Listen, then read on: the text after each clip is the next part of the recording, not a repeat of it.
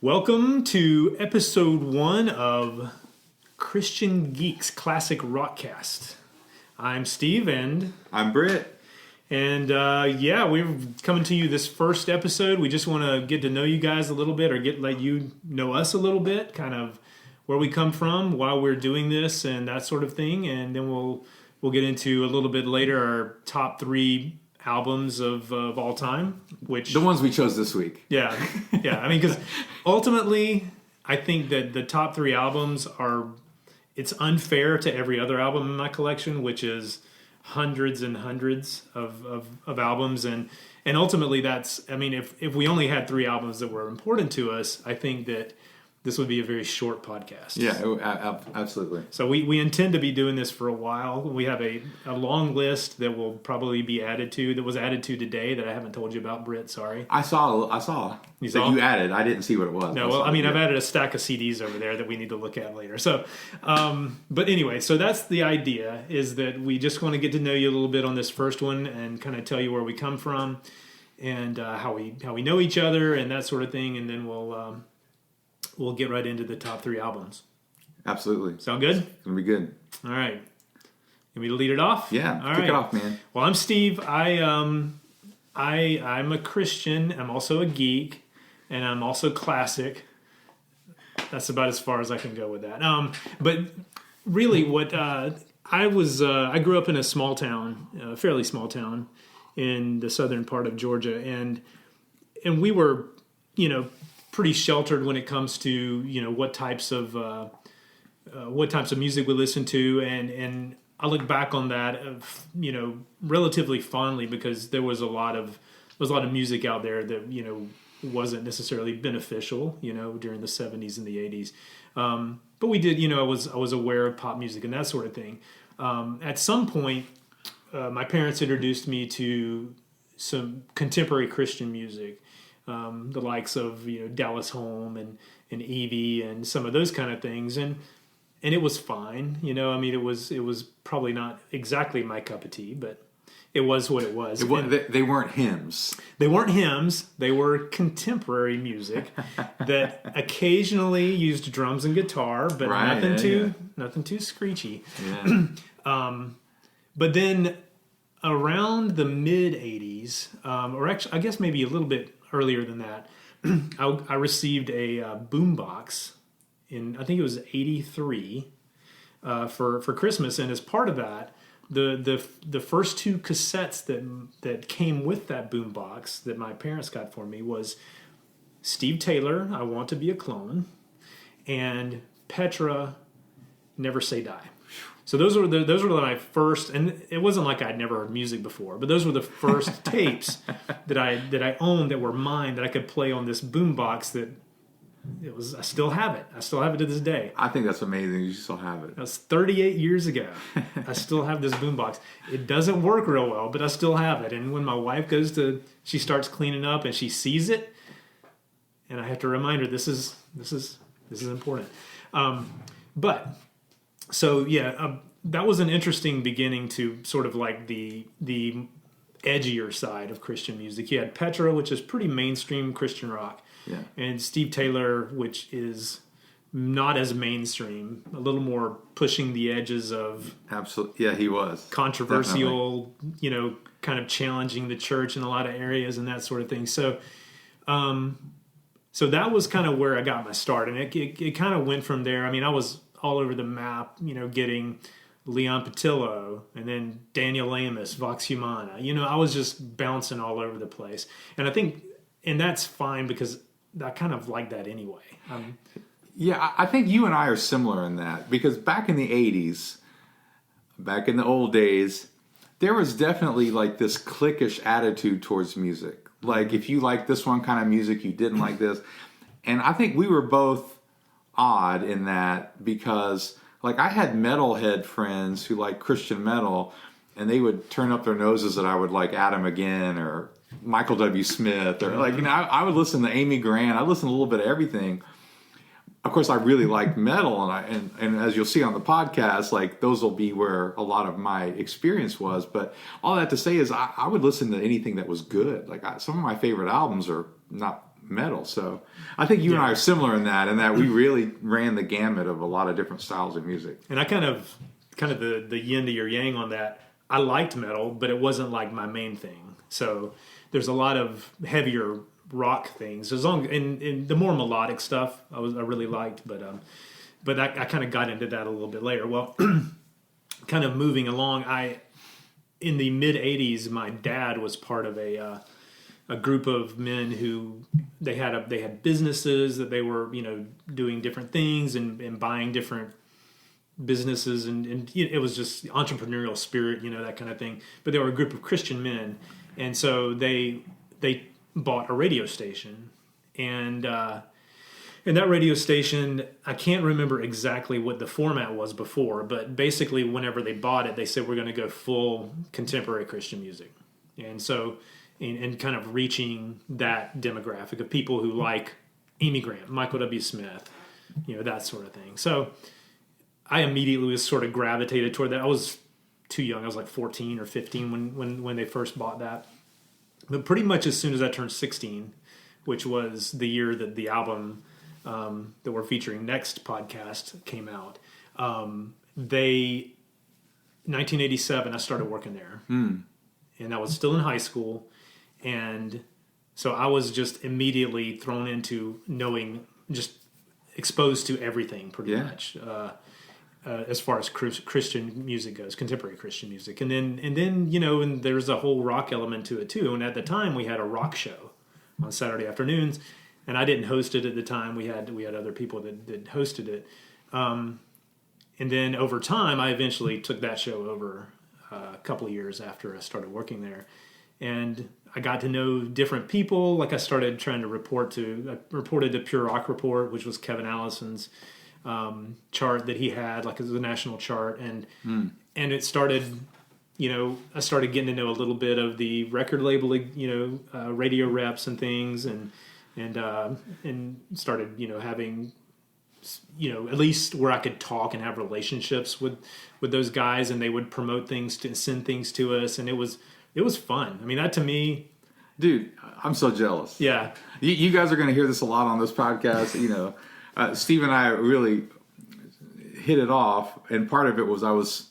so jealous of some of his background and what he got to do. Like when I was a kid, that would have been my dream job, to do Christian music, like as a gig. As far as to talk about it or to be on the radio, that would have been a dream. It's kind of like, and I still get this way when I get like an Amazon package today, or like, because right now because of COVID, I'm working full time from home. But my office sits where I can see the mailbox, and I see the mailman or the mail lady come, and if they open up my box and they put something like a big envelope or a package in there, I get excited, even though I'm like going, I didn't order anything, so I don't even know what this is. But part of the excitement that I remember from that time was, if I had to go do the mail run that day, which the post office was like a block down the street, so I'd get up and walk down the sidewalk. I'd go down and I'd grab the mail. And if you open up the mailbox and there was like a big envelope from a record company in there, it was like Christmas morning. It's Christmas, man. And you crack that thing open and it's like, is it something I didn't know was coming out? Was it something I expected? Is it is it full albums? Is it CDs? Is it records? What is it? I don't know. It's silly, being the age I am now, thinking about it like a little kid. But I mean, that's what I felt like. Absolutely. That's great. So that's kind of how that got to be, and then over the course of I've ebbed and flowed with my sort of listening and involvement in the Christian music, and I think social media has helped sort of reconnect me a little bit. Yeah. For as much bad I think as social media does, I think one of the good things it's done is it's allowed people like us to reconnect with artists that we love. Absolutely. And even on a personal level, in some cases, I've been able to I'll use air quotes, get to know some of these artists that back in the day seemed untouchable to me. Me too. So that's been really cool. And then a few years back, I started a Facebook page. I mean, a few years, I'll say like 10 years ago, I started a Facebook page called Frontline Records Appreciation Society, I think it was called. This goes back a long time. Just because I couldn't find anything about Frontline Records, which was this, really influential, groundbreaking Christian record label. They were huge. Yeah. They had a lot of big albums back in the day. Yeah, and so they were one of the best. They were. And so I was like, I couldn't find anything about them anywhere. So I just put it out there, and I started posting videos and photos and just kind of getting people to participate. And I had some of the artists like join the page, and I was like, oh, this is really cool. And then before too long, I got connected with Adele Meisenheimer, who she owns Mice Music Group, which is the company that eventually took over the masters of all the Frontline, and she owns the Frontline name now. Okay. And so she connected with me and said, "Hey, you want to help us out?" So for I think like 7 years, I managed their social media and did a lot of that stuff and created graphics for them. And so that sort of got me connected and feeling like, wow, I'm really connected now. Yeah. Even though technically I wasn't. I mean, fortunately, I was able to meet up with her a few times when I was out in California, and so that made it like an actual human connection. But just being a part of that, and it's pretty small time as the world may look at it, but for me, it means a lot. And so I did that for several years, and that was fun. But now, just looking for an outlet to be able to talk about this stuff, and then you and I met, and here we are. Yeah, so Steve and I met a few years ago now when my wife started working again. So my wife, after our youngest went into kindergarten, she got back into work, and it was a total God thing. And she started working at North Gwinnett, and Steve's wife works at North Gwinnett, and our kids were in elementary school together, and we were in the All Pro Dads together. We would show up, and so I kind of knew Steve peripherally through Becca and Jill, and saw that he commented on like a King's X post, or there was a concert, or there's something that was happening, and then we ran into each other at a Blood Good. That Blood Good documentary showing that was downtown was the something of rock. It was Trenches of Rock, and which I still need to get a copy. You can get copies now. Yeah. I waited forever for a long time. You couldn't find a copy. Like you couldn't buy a DVD. Like it didn't exist. They didn't exist. They were just doing movie. But now you can. So I need to get one. But all that to say is that you were there, and I think with some of your kids. Was your whole family there? My whole family was there. I think your whole family was there. I drug my entire family, wife and kids and all, to watch the Blood Good documentary. And I think it was just my brother and I, and maybe a friend of mine, Jody, who I want to get on this podcast, by the way. But I think the three of us were there, and we were watching it. And so we just kind of connected on a lot of the same music and the same era of music, and that's kind of how we got connected, and kind of had this dream for a couple years of just putting a bug in each other's brain, and maybe we should do a podcast. We just have these conversations, maybe, and do something productive with them, because we would just do this all the time. This is what we do all the time. And so, and for me, I grew up in the church, like Steve did, and not as much small town, although it was kind of small town, but it was more that I grew up in the church, and there was kind of this whole other life that was different than church, which was the pop music that I liked, and pop and rock, and Twisted Sister came out, and I thought we're not going to take it. It was like the cool song ever. And, I Want to Rock. I mean, like it's just like MTV and rock music, and like a lot of the pop stuff I was just totally into. And I would listen to the top 40 on Saturday or Sunday with Casey Kasem, and I was just really into music, and I was into music a lot even as a young kid. And there was some Christian music in there. I think my mom had a B.J. Thomas record that was supposedly more rock oriented, but it wasn't, but for a Christian. And so for me, I wanted to follow God, and I kind of believed, but it was really Christian music that turned that switch for me, flip that switch for me of, am I going to be really committed to this thing? Because I kind of had this church life that I played that game, and I had like my other life that, and I think Christian music really melded that for me, let me know like you can just follow me all the time. God was really just put that on my heart, and it was at a Morgan Cryer concert with that was a great album. Talk about a tape that I wore out. There's some amazing songs on that album. You can still pray in the USA. I just want to make sure you remember that. You can still pray in the USA. But so that was really a huge turn for me in my commitment to the Lord and listening to more Christian music. And so I never gave up secular music. I mean, I had friends who did. I had friends who were like, "Oh, I'm not, ever going to listen to that stuff." I still listen to everything, but because that has such a big impact on me spiritually, and I was a writer and I liked to write things and I wanted to write songs and I started to learn to play the guitar. I started to get into Christian music. So I was a part of several Christian bands over the years. None of them did much. Striper sound familiar? I'm just kidding. No. I was the fifth member. They kicked me out right before they hit it big. No. That's not true. No, stuff like Striper when it came out. I mean, my gosh. I mean, that just totally changed my world, and just so much of Christian music had such a big effect on me spiritually and musically. And I was a songwriter. Songwriting was my main thing. I mean, I played bass in bands mainly because bass players were difficult to find.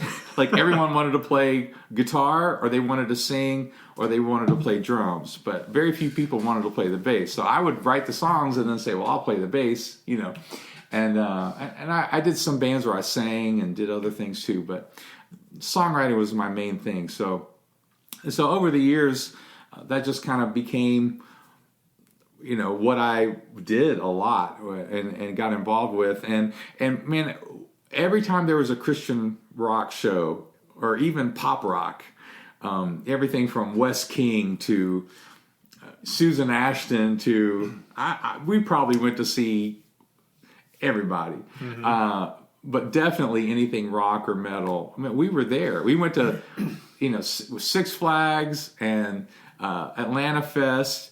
I mean, when I would get the Atlanta Fest promo paper thing, we'd get it in the mail, and you just salivate over what bands we were going to see, and I'd mark and circle, and I'd make my schedule, and it was months away, but I would I'd plan out what nights. So we were just huge music fans, and my brother and I and some other friends of ours from high school, we would go to all these concerts as a group, and we would wear T-shirts and jeans, like normal, but then wear some of our dad's old cheesy ties, really gaudy, big 70s ties. And we were called the Tie Guys. And some bands we would see enough that they would go, "Oh, hey, from the stage, it's the Tie Guys. This is going to be a fun show." They knew this was going to be. That's awesome. We knew The Waiting before they came out. We knew, I saw The Waiting so many times. Oh man, I saw The Waiting and Third Day. We knew those guys. Mac Powell from Third Day sang in my brother's band for an album. That's cool. And so we were connected in the local scene. But like I said, we went to everything, and so we were just really immersed in the culture. So I have a lot of memories, and of course, Steve and I later on find out that we were at probably 80% of the same concerts. That's what's crazy about this is because I think about it, it's. It's how many times we probably ran across each other. And it's not for instance, when I met my wife, I found out that 6 months earlier we'd been at the same concert. It's not like that. No, because we're not married. But it's it is kind of cool to think that so many years ago. And there's funny because there's a friend of mine, David, who is a huge concert goer, and he's a big fan of all the same bands I am, and we stay in touch, and we've gone to some shows together. But then I find out, all through the 90s, I see, when I finally met him, online or whatever, on social media, I'm going, wait a minute, you're that guy that I've seen at every single show I've been to for 10 years. So it's kind of funny how that goes. Yeah. So we're doing this podcast as a way to kind of be nostalgic about that era. And part of it was the age that we were. I think a lot of people for whatever that age is, your teens to your early 20s, that music really defines you, and that's kind of your musical language.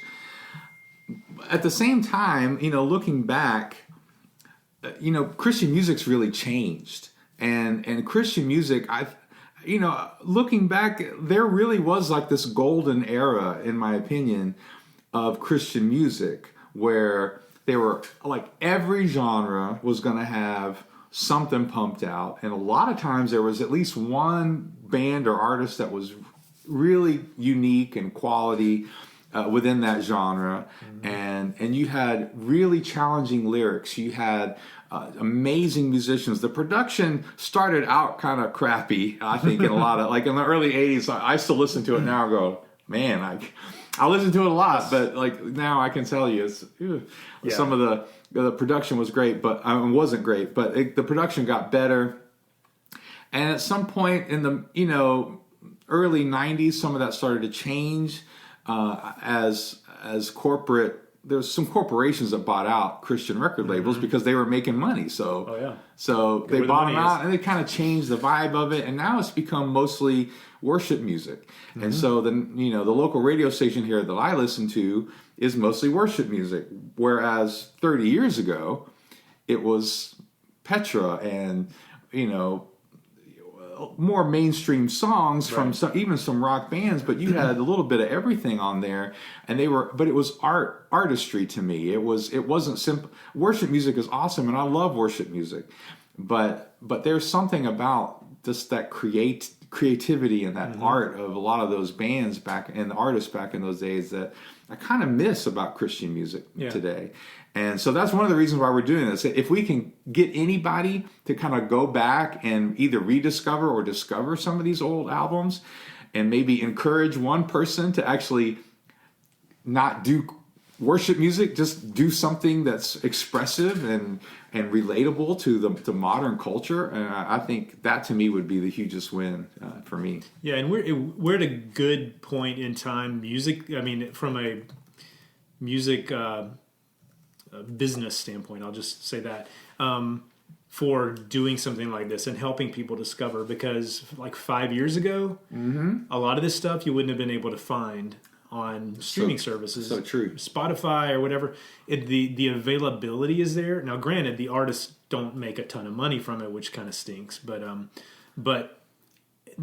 there's an opportunity there. And hopefully what comes out of this is maybe we could introduce you to an album that maybe you weren't as familiar with. And there's going to be times, I think, even on this podcast, where there's an album that Britt's more passionate about, and I'm going to have to dive into it a little bit deeper than I did when it came out. Yeah, me too. And same thing, vice versa. So hopefully it will give us a chance to dive deeper into some things. Now, playing the music on here is probably not going to be an option, at least at this point, until people start, still the money starts flowing in. Then we'll be, because apparently it's pretty expensive to play music on your podcast. So we're going to be doing a lot of talking about it and things, and kind of going back to like the history of like my history and why it affects me and why I'm kind of passionate about it, or how I get this sort of overwhelming nostalgic feeling.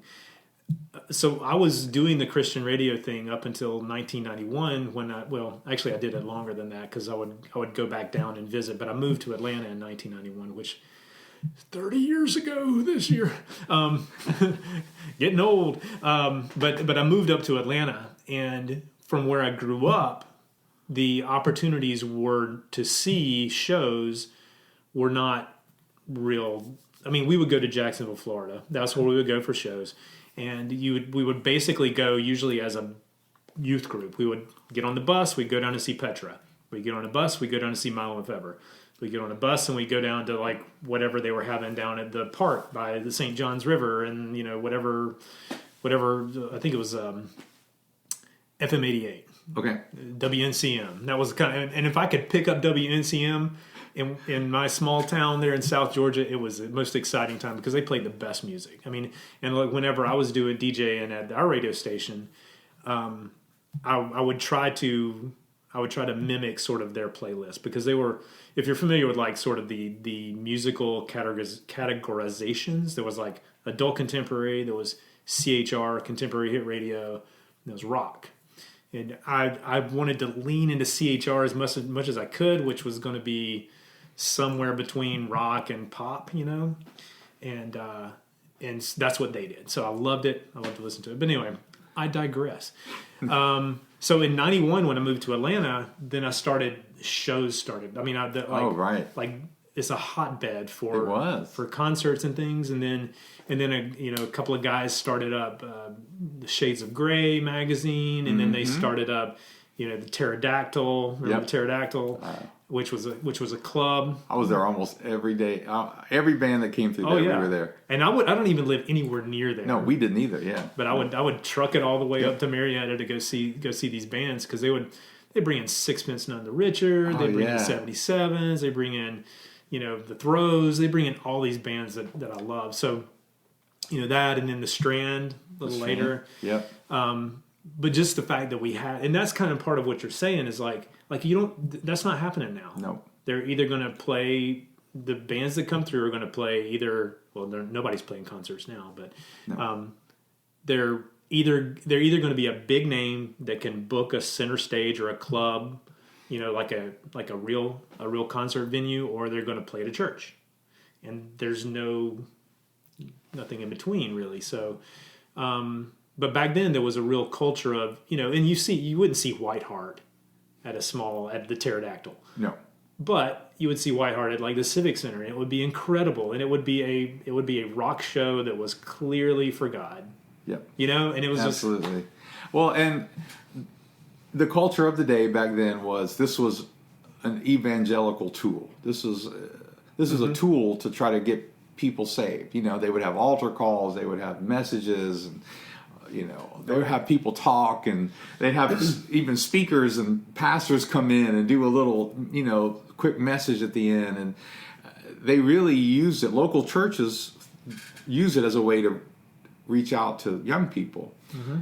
And you're right, that just doesn't happen anymore. And I'm not saying that has to be the way it is, but what I miss the most is what we'll get into a lot is the artistry and the lyrics and the way things were said and portrayed that I think still have a lot of kind of relevance today.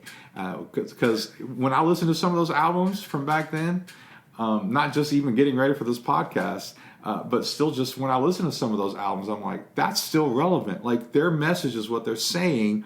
You could put the message today, and people need to hear these messages. And so it's just not stuff you get in worship music. Well, and the other thing too is human nature is not all roses and beautiful flowers and sunshine and everything's happy. And I'm not saying that all the worship music or all the contemporary music out today is exactly like that. No. But like when you listen to some of these older albums that we'll go through, there's struggles. There's people talking about things that they're dealing with, which doesn't make for great, K-Love radio. I mean, it's just so. In some cases, I kind of understand, but at the same time, it's like even as Christians, we struggle. We have situations where we're having a bad day, and and I don't feel like praying. I don't really feel like going to church this morning. Or there's grief, or there's tragedy that happens, or there's past with addictions and abortion, and I mean, like all of this stuff that was dealt with a firm message, but also very compassionately most of the time. Mm-hmm. When I go back and listen to it, I'm like, they're taking a strong stand on this issue, but they're also being very compassionate, which I think, again, for the time, I just think it was just a real golden era. So we're going to get into the top 3 albums now.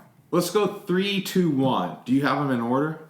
Roughly. And I'll go ahead and preface this by saying this is completely unfair to everyone and everything, because it's so, I mean, for a guy who has as much music as I do, and as much as I've listened to over the years, narrowing it down to 3 is very challenging. So I've got it 3, 2, 1. And it basically, for me, it's like what albums changed the way I listen to music. That's kind of the way I look at it. And the thing is like some people will probably question my choices, but truly looking back on my life, these are albums that changed the way I listen to music. So yeah, I chose a top 3, and I couldn't tell you the exact number, but there's probably 20 that I could put on it, right? There's probably about 20 albums I could put on my top 3. So yeah, it's completely unfair, but you got to start somewhere, right? And but I chose albums that I remember not necessarily changing the way I listen to music, but changed the way I wrote music, and changed the way and are still albums to this day that when I listen to them, I still get something out of it. Right. Like as a musician, I still listen to these albums and I get blown away. I'm like, I can't believe, like, that was such an amazing, like, it's still amazing. Yeah. Like, some albums don't really hold up because the styles change and all that sort of stuff, but I mean, the production wasn't as good, or now that I'm older, I look back and I go, man, he was kind of off time on that. Like, but these 3, and like I said, I could have put 20 albums in this category, but these are the 3 albums that I will listen to all the way through today and still glean something from it. Lyrically, musically, like, oh my gosh, look at what he did. I'm like you just, and hear something new again. It's kind of like a great book or great movie where you keep going back to it and it's got all that depth. So, yeah.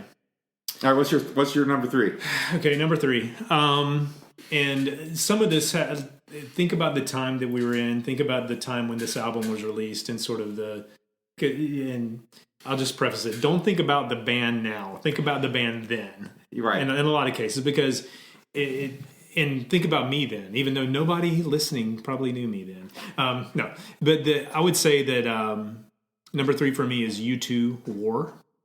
Such a great album. I mean, it was my first U2 album, and in subsequent, since then, I've had maybe a falling out with U2 once or twice. We've mended fences, and then we've torn them down again. Your relationship says it's complicated. Yeah, it's complicated. Okay, right. We have a complicated relationship, but it's like, but that album to me it's one of those albums I listen to. I can listen to it all through again. Yeah. And it just means something to me kind of on a deeper level. And it's not, I mean, again, I was fairly young when it came out, but it was the first album that I latched onto and it became mine. Wow. And I think part of it is it was sort of figuring out individually who I was, because there was only in my town, there was only a handful of people I knew who even knew who U2 was at that time. Oh, sure. So it was back when they were touring clubs at the time, I think, or small theaters, not, a massive arena. Like I saw not last time I saw him, but I've seen him in like not Joe Robbie Stadium, the stadium in Tampa. I saw him. There's a lot of people there. Yeah. That's a big difference from 1983. So it's right. But yeah, so that I would say U2 War is my number 3. Wow. All right, so for my number 3, I'm going to do Adam Again, Dig. So good. That's so good. Because I was a metal guy. And I still listen to a lot of it. A lot of metal, a lot of different kinds of metal. But, of course, I enjoyed other genres of music, even at the time, which was odd, by the way. Back in the 80s, I don't know if people remember, but it was very cliquish sometimes. Like, if you were a metal guy, you only did metal or whatever. Yeah. But I would branch out into some different stuff. And I went to a show, and it was out in Marietta, and you probably know the guys that were, well, it wasn't Inner Seeds, but it was, I think the Choir played that night, and Adam Again played, and maybe the Violent Burning. I think those are the 3 bands that played, and I wasn't very impressed with the. I mean, I know people who love the Choir and those. Hey now. Like live, I was just like, oh, these guys are good. Adam Again got on the stage for this album, and I was blown. Like my mind was blown. Mm-hmm. Musically, the songwriting, like the energy, all of it. Yeah. And And I bought that album and wore that tape out. And it is literally an album I can still listen to front to back. And this is another thing that we can be nostalgic about. And it was just a different era. Yeah. I mean, music isn't like, you don't need this nowadays. But back in those days, because you had cassettes and albums, you didn't even have CDs yet. So skipping a song was difficult. Mm-hmm. So there was a lot of value in an album you could just listen all the way through. And didn't, you know what I mean? Mm-hmm. And so that album, and it changed a lot of the way I did songwriting as an artist myself, because that was around the time that, you know, there was a little more angst, and alternative music was kind of becoming a little more popular in the regular pop music. Kind of was REM and that kind of stuff. Mm-hmm. So for me, Adam again came along with that album, and of course I got into their other stuff after that. But that album to me, it will always be one of those albums where I'll if I start listening, I'm in gone. I'm gone.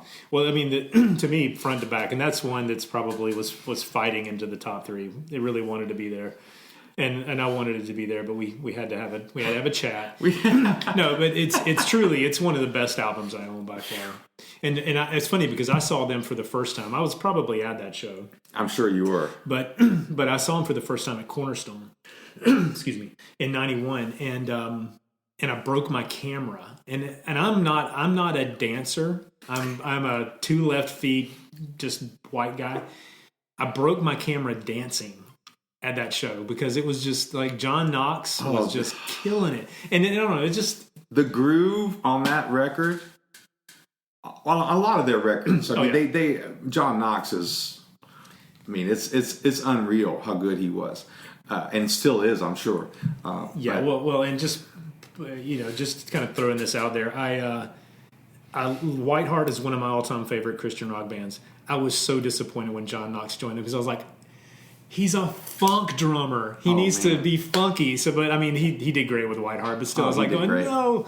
And of course, you can't really pay the bills necessarily. He helped make Highlands what it was. Yeah. I mean, Highlands is one of my favorite albums. Yeah. It could have been on this list, but yeah, he made Highlands what it was. I mean, not just him, but just he was part of that. Yeah. Amazing record. Yeah, he's all right. So, what's your number 2? Number 2, again, thinking of this band, who I still love their music.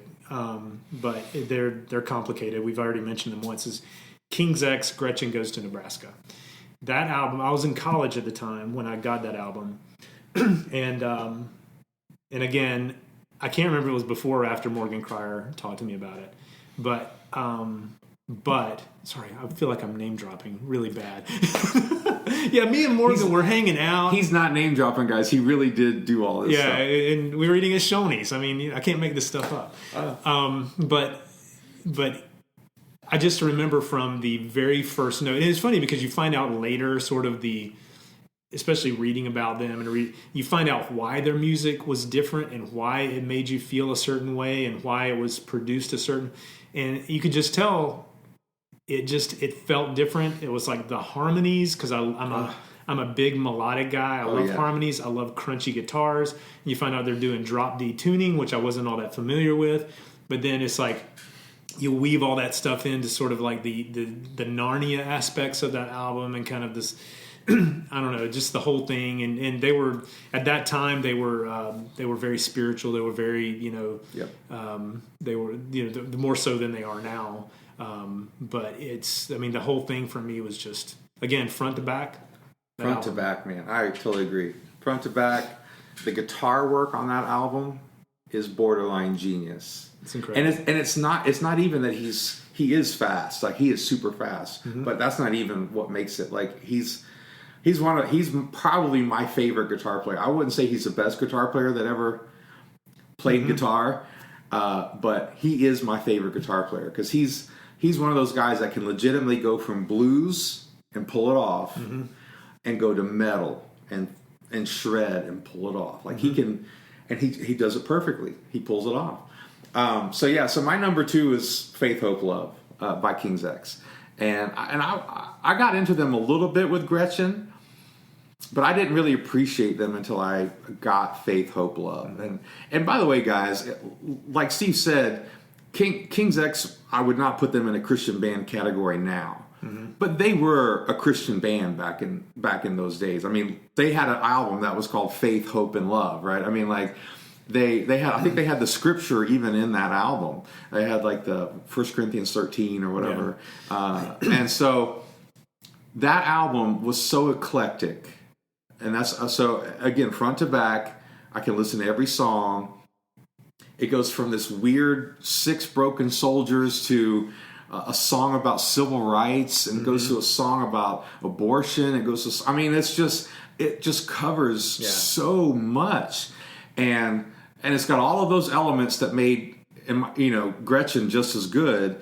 But to me, they went to another level artistically of just, and King's X is the reason why I started writing and drop D-tuning my metal stuff. Like I'm not the only one. Yeah. They influence a lot of bands with that. Oh yeah. I mean, you find out later that they influenced a lot of the grunge scene. They did. Because they were, and then that's one of the things, things I've read about them. Sorry, is how they were sort of the underlying influence behind a lot of the 90s grunge influence. They absolutely were. And so Adam Again and King's X really changed a lot of my songwriting because I started doing more groove-oriented metal with the drop D tuning. And I started learning all those songs, and it just changed the way I wrote. I mean, it was still my own kind of style, right. But it definitely changed. And his voice, I mean, a gospel-type singer on metal. It was just all of that stuff. With the Beatlesque harmonies with the Beatles harmony. The whole thing is just... Like, it's so unique. And Sam Taylor, as a producer, I'm sure there's things you could say about him, but there are things been said. But for sure. Between King's X and Galactic Cowboys and Atomic Opera, 3 of my favorite bands, and so he's really he had a vision and an idea for how to put bands together and what they should sound like, and good or bad, for good or ill, man. I mean, some amazing music through that time. Well, and kind of a weird curveball in there is Third Day's Conspiracy Number 5. Oh, right. Because he produced that one too. It's like, where did that come from? Okay. Yeah. Which makes sense. I actually didn't know he did really? That one. Yeah, no, totally. And the thing is like that's one of my favorite Third Day albums, which is not what a lot of people say. All right, number 1. Number 1 is Sticks and Stones by 77s. I almost said King's X. 77s. Now, that one to me is because, and I think part of it is the 77s. They took a little bit of time to grow on me through like the mid 80s, the early to mid 80s. And the thing is, they fully grew on me, and then they grew over me, and because Sticks and Stones was and I'm probably getting a bit of the details wrong, but it was kind of like a bunch of demos that they were shopping at the time. And it was stuff that was recorded and written with like a previous iteration of the band. But collectively, it is like one of the most sort of, I don't know, it's serendipitous group of songs ever put together. Yeah. And the thing is again, like you've said, to this day, those songs are timeless. Yeah. And if you've like Micro has and the current iteration of the band, or what's there anyway, have been doing like for 40 plus weeks now, have been doing live Saturday night gigs on Facebook and YouTube. And the thing is like they're playing songs from that era, they're playing songs from before and after. That's the one thing you can say about the 77s is their music is pretty timeless, because you pop in Sticks and Stones and even some of their less sort of blues rocky tunes still sound just as relevant musically and lyrically today as they did then. Oh, he was... Pray Naked could have made my top 3. Oh, yeah. Pray Naked to me. But Sticks and Stones is up there too for me. But Pray Naked was the one for me that, like, I listen to that album, I'm like, who is this dude? Oh, yeah. Like, I mean, he's an amazing songwriter and musician. Yeah. I mean, he's a great singer. It was the next album after Pray Naked. Was it Drowning? Drowning with Land in Sight. Where they did a Zeppelin cover and pulled it off. Oh, they killed it. They killed it. I saw them live on that tour, and that was at Interseeds one year. I saw them live, and when they pulled off, I think it was before I actually had the album. I had Pray Naked, but I didn't have Drowning yet. And when they pulled that off live, Zeppelin, I went, you just did something. So, because they nailed it. Oh, yeah. As a musician, I was like, they just nailed it. Yeah. Man, I love the 77s. And I agree. You know, I haven't seen all of them, but I've seen a couple of those shows, and they still sound great. Yeah, I mean, it's Micro, and I've been, we'll call him quote unquote friends with him for a long time on social media, and I've been a part of their message board for many, many years. And so I'm a little bit of a fanboy going back a long time. And Mike's kind of a doofus, like in a lovable way. Yeah. But the thing is he's hilarious, and he's approachable, but he's also a doofus, which is great because I think a lot of us are. Yeah. But he's like just ridiculously talented doofus, which I'm still working on my ridiculous talent. I haven't figured it out yet. No, he is ridiculously talented. All right, my number one. I almost didn't do it. I was like, I want to be kind of geeky about it, but I can't help it. It's White Heart Freedom. Even though it didn't necessarily change the way I did songwriting at the time or as a musician, but there was something about that album when it came out that, because I wasn't super into White Heart. I liked, Don't Wait for the Movie. I liked some of their other stuff. But seeing them on that tour live and then buying that album, just every song was amazing to me. Like every song just blew me out of the water. Now, a little caveat, it's not the CD, because the CD added a song that shouldn't have been on the album. Like it doesn't even deserve to be in the rest of, like it's a decent song. See, I don't mind that song. Yeah, but I mean, I'm not saying I mind it. I'm just saying, like, that's like a good song compared to like we're saying, like, to me, timeless. Yeah. And really, I could have put 3 Brown Bannister produced albums on my top 3. Yeah. Easily could have just put 3 of his albums, because as a producer, and he did mostly pop and Amy Grant. And he did like stuff at that time. But he came in and helped produce, in my opinion, one of the best albums, Christian or not. I mean, that album, vocally, as musicians, the messages, the lyrics, the melody, like everything. It was just, like, I listen to it to this day. Like I said, it's one of those albums I still listen to and I go, I still got something out of that. Like I still learned something. It was so, and what's his name was one of my favorite bass players. Billy Smiley? Billy Smiley. But Tommy Sims was the bass player. No. Tommy Sims. That's right. That's who I'm thinking. Yeah. Tommy Sims is still one of my favorite bass players, and I could pick him out on records. After that album, I would start listening to an album like of somebody else. Like Wes King would have an album, and I'm like, oh, that's Tommy Sims. And like Out of the Grave had an album, and I'm like, oh, that's Tommy Sims. Like you could just, something about the way he played. Yeah. And as a bass player, for me, it was like, there's no way I could ever play that good. At least I felt that way. But so that's my number one. Well, and the thing is too, and I, again, that's another one that was knocking on my top 5, 3, whatever. That collection of musicians in Whiteheart at that time, and not disparaging later iterations or before. Rick Florian, who was before that was like a roadie for them or something. He crazy. Was, but then, and that was he came on a couple albums before that. Yeah, but it's like you think Tommy Sims and Gordon Kennedy, who got Grammys for Song of the Year. For Eric Clapton.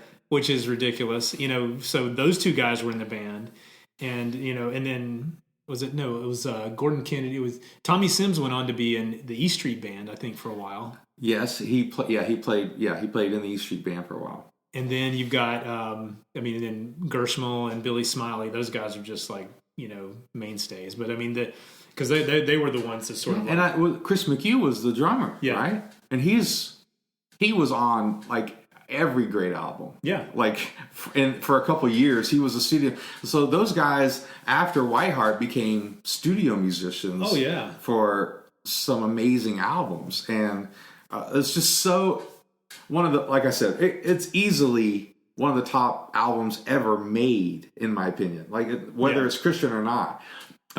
Just some of those songs, all of those songs are great. But yeah, I agree. There's just so much good there. So much good. So that's it. Top 3. But again, the thing is, and basically the way I was thinking about it is this podcast, however long it runs, is my top 3. It's because it's just unfair. It is unfair. It's unfair because I mean, there's so much out there, and so that's my story, and I'm sticking to it. That's right. Well, this was the first episode. Yeah, I think. Just kind of laying the groundwork for what's to be expected and, subject to change, asterisk. I think that what we'll do is we're going to like maybe take an album and then kind of break it down song by song, if that makes sense. If it doesn't make sense, maybe we'll just pick our favorites and talk about those. But I think because of us living through some of this time and kind of the music meaning to us what it meant, like this subgenre, like you think, like I'm not sure that any other, we'll call it a genre of music, but it's not really. It's kind of a subgenre of a larger genre. It's like, are there other? I'm not sure that there's not like a Jewish rock podcast or whatever. I mean, maybe there is. I don't know. But I feel like, there's something unique about what we experienced back then, and not only the things that we've talked about before. But also, it's like this stuff meant something to us. And I felt I took personally a lot of the stuff, like, and even to the point of like jacket design and, and all this stuff. So it's like, and for me, I'm kind of a graphic guy at heart. So it's like, I got into graphic design a little bit, and then I went into marketing and advertising. So I've always been sort of that tactile, physical kind of, everything, like how does it look? How does it feel? What is it, what is this communicating to me? Colors and, yeah, kind of geeky stuff like that. So that stuff means a lot to me. So I kind of want to talk a little bit about that. Yeah. And then also going through the liner notes and absolutely all that stuff and the lyrics and, how it all sort of hit us between the eyes. Yeah. So if you're checking this out on Facebook, or if you're just listening to this and you have an album you would like for us to talk about, because I'm telling you, we have a really long list, and so we might need help narrowing down which ones we do. So we would love any input you guys might have, gentlemen, ladies, anybody. If you have any input as far as what albums you'd like to hear us kind of talk about, and we're going to have fun with it, and we're going to be fans, and we're going to talk about going to shows, and because Steve and I went to the concerts for a lot of these bands and a lot of these albums that we're going to talk about. We were in that scene a lot. So if you guys have any suggestions, please put them on a comment or something, and we'll take stuff into account. Yeah, connect with us. We're on Facebook. Look us up, Christian Geeks Classic Rockcast. Geeks Rockcast on Instagram. And then if you want to email us, geeksrockcast@gmail.com. And just so at least this is the way it's kind of started, because we're kind of in the infancy of this. I've got a lot of junk, a lot of stuff to take pictures of, a lot of concert shirts, a lot of CDs and promos, and because the radio world has, I've wound up with a lot of different things that are interesting to me. I don't know if they're interesting to everybody else. Oh, they're interesting to me. Well, they're awesome. So at least they're interesting to you. So I'll probably be posting a lot of that stuff on our social media. So, I mean, connect with us and like our stuff and just, reminisce with us because I think it'll be fun. I agree. Well, that's it for the first episode, man. Woohoo! We did it. I'm in. I'm ready. Yes. All right. First album coming soon. I don't know what it'll be yet. Yeah. Stay tuned. Stay tuned for more.